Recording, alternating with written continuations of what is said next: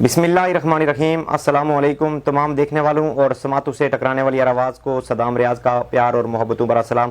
Fast news net work کی screen پر آج programme کے مہمان Kamran but, chairman mission Kashmir task force, امیدوار برائے قانون ساز اسمبلی آزاد کشمیر کے آمدہ انتخابات میں ویلی 4 اور ویلی 5 سے 2 حلقوں سے آزاد کشمیر کی اسمبلی کے لیے امیدوار ہیں۔ آزاد کشمیر اسمبلی کے لیے 2 حلقوں سے امیدوار ہیں۔ مشن کشمیر ٹاسک فورس کے چیئرمین بھی ہیں اور نامزد امیدوار بھی ہیں۔ اپنی کیمپین کو کس اینگل سے دیکھ رہے ہیں اور آپ اس وقت تک کی کیمپین میں کس حد تک مطمئن ہیں؟ السلام علیکم، بہت شکریہ آپ کا۔ دیکھیں، ہماری جدوجہد شروع دن سے کشمیر کے لیے رہی ہے، اور یہاں پر کیونکہ میں یہ سمجھتا ہوں کہ کشمیر کے اندر جو زیادہ متاثرہ لوگ ہیں اس وقت، جو اپنا گھر بار چھوڑ کر وہاں سے ہجرت کر کے ادھر آئیں، ان کے حقوق کی جنگ لڑنا، کیونکہ ہم یہاں بیٹھ کر اس طرف اس وقت یہی کر سکتے ہیں، کیونکہ اس پار تو آپ کو پتہ ہے یہ ایک سفارتکاری یا پھر انٹرنیشنل لیول کی جو پولیٹکس ہوتی ہے، اسی میں آپ ان کے لیے کوئی خدمت یا کشمیر کا حل نکال سکتے ہیں۔ تو یہاں پر الیکشن لڑنے کا مقصد بھی ایک تو یہ تھا، اور دوسرا یہ تھا کہ میں کسی بھی صورت میں میری کوشش تھی کہ میں اس بار اسمبلی میں ضرور پہنچوں اور کشمیر کے مفادات کا دفاع کروں، اور یہ آپ کہہ سکتے ہیں ایک آسان راستہ بھی تھا۔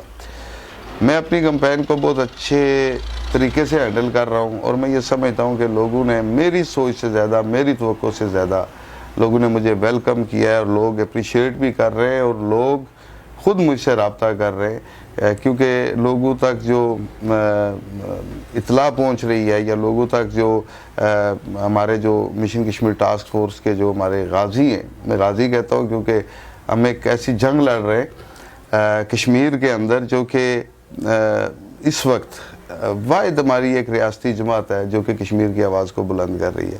تو لوگ رابطہ بھی کر رہے ہیں، اور میں بڑا پر امید ہوں کہ انشاءاللہ دونوں ویلی 4 اور 5 کی سیٹس مشن کشمیر پاکستان پیپلز پارٹی کے ساتھ طویل رفاقت رہی، اسٹوڈنٹ پولیٹکس سے پاکستان پیپلز پارٹی کے منشور اور نظریات کو اڈاپٹ کیا، طویل رفاقت کے بعد پاکستان پیپلز پارٹی کو چھوڑ دیا، بالآخر کیوں؟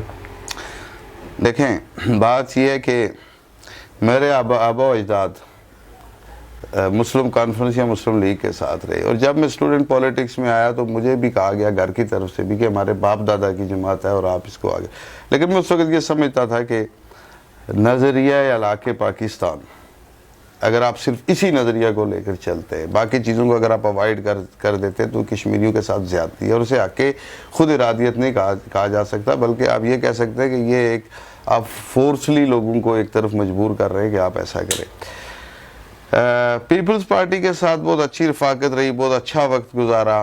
میں یہ سمجھتا ہوں کہ میں بٹو، ذوالفقار علی بٹو کو آج بھی ایک بڑا آدمی سمجھتا ہوں، کیونکہ نظریات جو ہوتے ہیں وہ ہمیشہ زندہ رہتے ہیں، شخصیات دنیا سے چلی جاتی ہے، تو اس انسان نے اس قوم کو ایک نظریہ دیا، ایک آئین دیا، یہ بات اپنی جگہ بالکل درست ہے، لیکن ہم نے سب سے پہلے ریاست کا مفاد دیکھنا ہے، اور میں یہ سمجھتا تھا کہ پاکستان پیپلز پارٹی، مسلم لیگ یا پی ٹی آئی، کوئی بھی جماعت جو ریاست کے مفادات کا دفاع ہے، ریاست کے مفادات کا جو دفاع ہے وہ نہیں کر سکتی۔ ریاست کے مفادات کا دفاع کوئی ریاست کی ہی جماعت کر سکتی ہے۔ آپ اپنے فیصلے پر کس حد تک مطمئن ہے کہ آپ کا مشن کشمیر ٹاسک فورس ایک جماعت بنانا اور پیپلز پارٹی کو چھوڑ دینا؟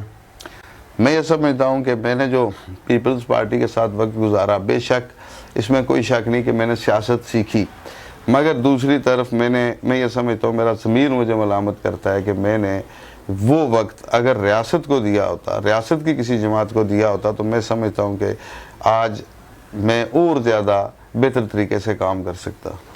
بٹ صاحب، پاکستان مسلم لیگ نون کا دور حکومت رہا آزاد کشمیر میں 2016 سے 2021۔ اب پولیٹیکل ورکر ہونے کی حیثیت سے مسلم لیگ نون کے دور حکومت کو کس اینگل سے دیکھتے ہیں؟ میں یہ سمجھتا ہوں مسلم لیگ نون ہو یا پیپلز پارٹی ہو یا کوئی اور جماعت ہو،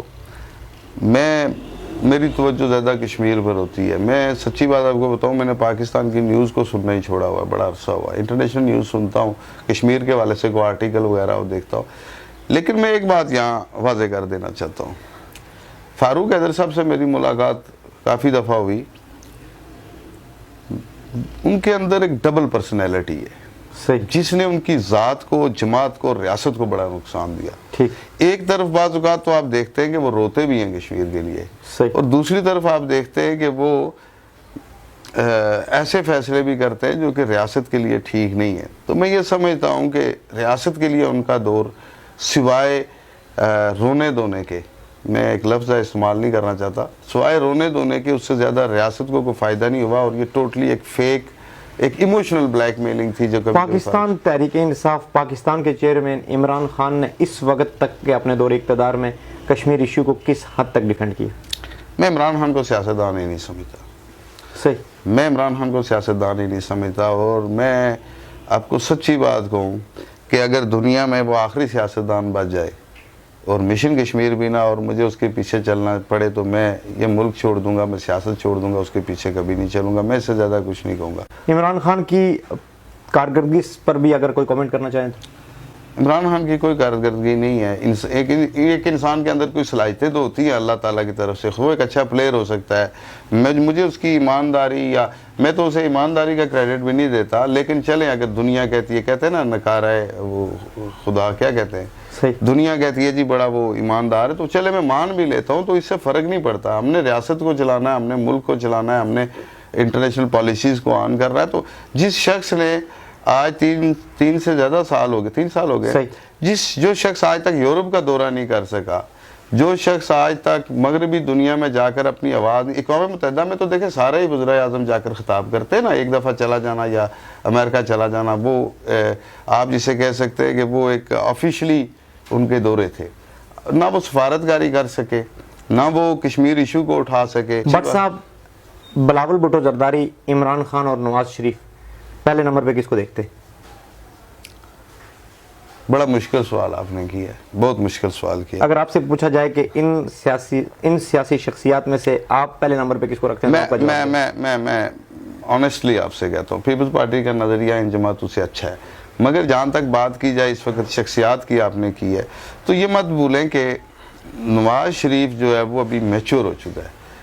اس کے ماضی کو اگر چھوڑا جائے، ابھی اس نے میچورٹی کی طرف، پولیٹکس کے اندر بھی ایک میچورٹی ہوتی ہے. میرے خیال میں، مجھے ایسا لگتا ہے کہ نواز شریف اپنے گناہوں سے توبہ کر کے، اور وہ اس مشن پر نکلا ہوا ہے کہ میں نے جمہوریت کو بحال کرنا ہے اور اس کے لیے جنگ لڑنی ہے اس کی ذات تک. باقی مجھے نہیں پتا پارٹی کے اندر، لیکن اگر نواز شریف کو معاف کر دیا جائے اور نواز شریف کو ایک موقع دیا جائے تو میرے خیال میں یہ زیادہ بہتر ہوگا.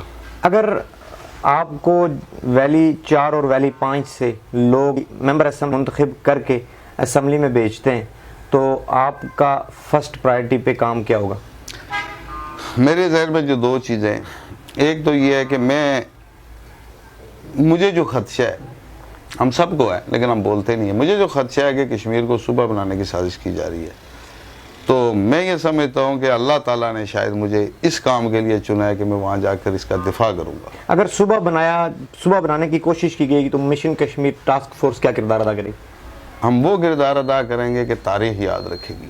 میں بڑے واضح آپ کو کر دینا چاہتا ہوں کہ اس معاملے پر مجھے یا ہمیں کسی حد تک جانا پڑا، کسی بھی حد تک جانا پڑا، ہم جائیں گے. ہم خاموش نہیں بیٹھیں گے.